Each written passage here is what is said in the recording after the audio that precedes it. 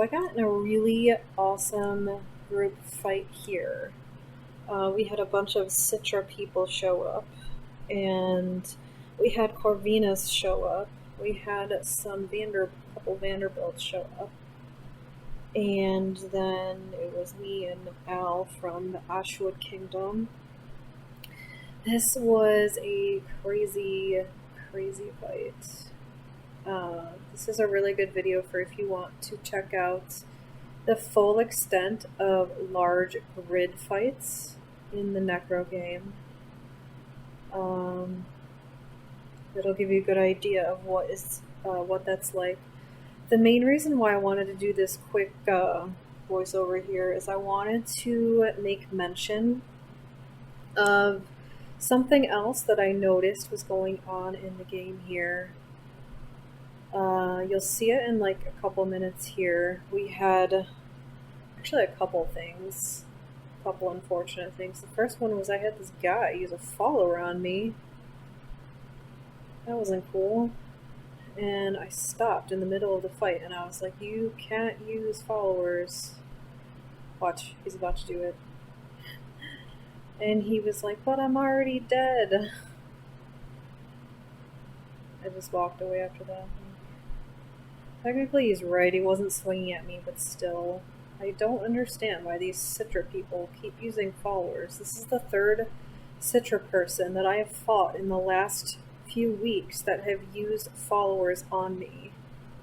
It's not right. This kingdom. There's some really decent fighters in here, and not everyone is cheating. But the fact that there's multiple people using followers that are coming out of the same kingdom doesn't look great.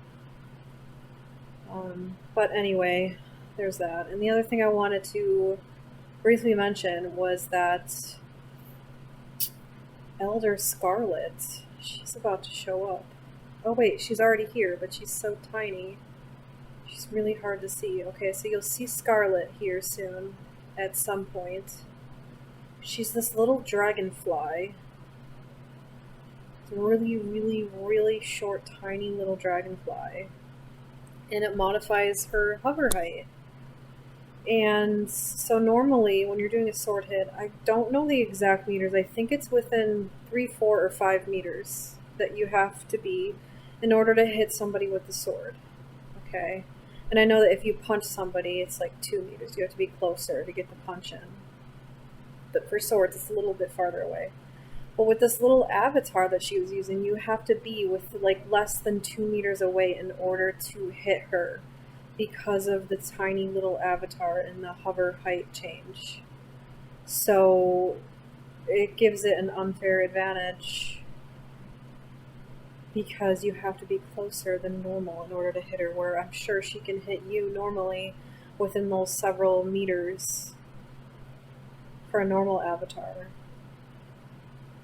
Before, it wasn't breaking the rules. It technically wasn't against the rules. There wasn't any mentions of anything about changing your avatar before, because all that it was really specified was that you're not allowed to have extra huts. And technically, because it's an avatar, it wasn't a hut. So I didn't really know what to think about that. But it's definitely like offering an unfair advantage because I have to be closer to her, and she's more likely to hit me than I'm likely to hit her. But anyway, they rolled out some new rules today, and one of them is called, what is it? It is not allowed to modify your hovering point or reference heights. I'm hoping with that rule that will take care of that little avatar problem, because to me that sounds like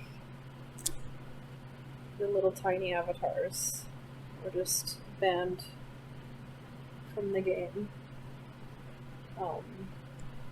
Because it modifies the hovering point, so hopefully that will take care of that. Some of the other changes that I see that were made were that Necro got a little bit more specific with the specific types of HUDs that you're not allowed to use, such as followers, dashers. You can't freeze people. You can't go invisible. Teleportation. Now that's an interesting one. So I know that I can double click the floor to teleport because that's a feature that's built into Firestorm. It's not a hut, so technically I'm not cheating. But I don't want people to think that I am. So, to look into that more. Don't use the Necronomicon to fight in other combat game systems. I actually saw that yesterday. I went to a land dom, and there was Citra and there was Carpe Noctem people fighting in Progeny. They didn't even have their swords out, and they weren't even fighting in Necro after they dropped a card. And I come in and I don't play Progeny, okay? So I just stood there like, what the heck is going on? I was just like watching everyone trying to fight each other. And I ended up just leaving because nobody was playing Necro. Ugh. So that happened. And technically they were using followers, but technically because they didn't have their swords out and they weren't hitting anyone in Necro, they weren't playing Necro, and I knew they weren't playing Necro. But still, it's not right, so I'm glad that rule came out, because hopefully that'll fix that. Okay, so rule number 4, excessive abuse of the F fly key to gain advantage in combat is prohibited. That's great. I'm really happy that something has been mentioned about the whole flying problem, because that's been an excessive problem since I started the game.